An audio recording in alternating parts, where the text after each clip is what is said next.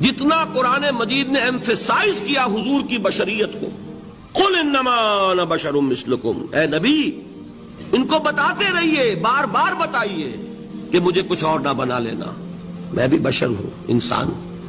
ہاں مجھ پر وحی ہوتی ہے، تم پر نہیں ہوتی، یہ فرق ہے، میں رسول ہوں تم نہیں ہو۔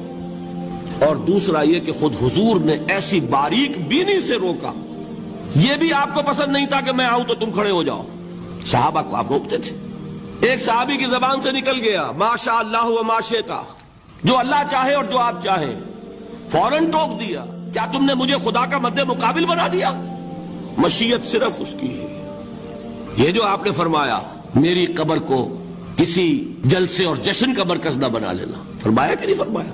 اللہ تعالیٰ لعنت فرمائے بنی اسرائیل پر کہ انہوں نے اپنے نبیوں کی قبروں کو وہ میلہ گاہ بنا لیا۔